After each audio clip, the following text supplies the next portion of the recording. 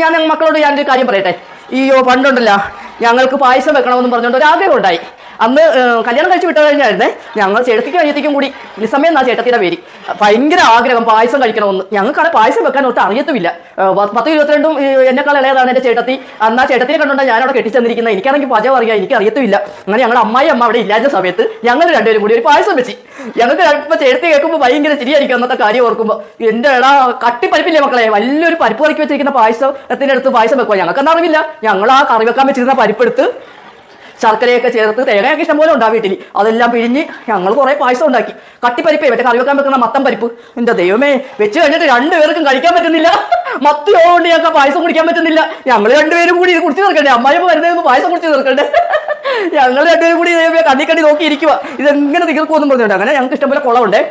ഞങ്ങൾ രണ്ടുപേരും മത്തടിച്ച് ആഗ്രഹം കയറി കുറച്ചങ്ങ് കുടിച്ചേച്ചും ആ പറമ്പിൽ കുറേ കുളം ഉണ്ടായിരുന്നു. മീൻ വളർത്താനൊരു കുളം, കുളിക്കാനൊരു കുളം, നനക്കാനൊരു കുളം. അങ്ങനെ ഒരു കുളത്തിൽ കൊണ്ടുപോയി, അപ്പച്ചൻ ചെല്ലാത്തൊരു കുളത്തിൽ, മീൻ വളർത്തുന്ന കുളത്തിൽ കൊണ്ടുപോയി ഞങ്ങൾ ഈ പായസം എല്ലാം കൂടി കൊണ്ടുപോയി തട്ടി വെച്ചും കൊണ്ടുവന്ന് പാത്രം എല്ലാം കഴുകി അനങ്ങാതെ ചേട്ടത്തി അനിയത്തിയും കൂടി അവിടെ ഇരുന്ന് ഞങ്ങൾ ഇന്നും ഫോൺ വിളിക്കുമ്പോൾ ആ കഥ പറയും. നമ്മളന്ന് പായസം വെച്ച് കഴിച്ചത്, അയ്യോ നമ്മൾ എന്ത് രസമായിരുന്നില്ലേ അന്നത്തെ ജീവിതം എന്നൊക്കെ പറഞ്ഞുകൊണ്ട്.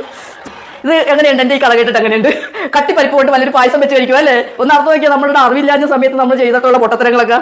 അയ്യോ, അങ്ങനെ കൊച്ചിലത്തെ കാര്യം. ചെറുപ്പത്തിൽ ഇങ്ങനെയൊക്കെ ആരും കാണാതെ പായസമൊക്കെ എന്തെങ്കിലുമൊക്കെ വെച്ച് കഴിച്ചിട്ട് ഇങ്ങനെ തെറ്റ് പറ്റിയിട്ടുണ്ട്, ഇതുപോലെ എന്നെ പോലെ അമ്മളി പറ്റിയിട്ടുണ്ടെങ്കിൽ ഒന്ന് കമന്റിൽ ഇടാൻ കേട്ടാ. ഈ പ്രാവശ്യത്തെ എൻ്റെ സേമിയ പായസം ഞാൻ കുടിച്ചു കഴിഞ്ഞ് നിങ്ങൾ കുടിക്കുന്ന പോലെയാണ് എൻ്റെ മനസ്സിൽ വരുന്നത്. അപ്പോൾ ആ സേമിയ പായസം കണ്ടുകൊണ്ട് അത് കുടിച്ചുകൊണ്ടിരിക്കുന്നത് പോലെ തോന്നിയിട്ട് പഴയ കാലത്തെ കമന്റൊക്കെ ഒന്ന് ഇട്ടേരെ, ഞാനൊന്ന് നോക്കട്ടെ എങ്ങനെയുണ്ടെന്ന്, എന്നെ പോലെ എത്ര പേരുണ്ടാക്കുന്നത് ഞാനൊന്ന് അറിയട്ടെ.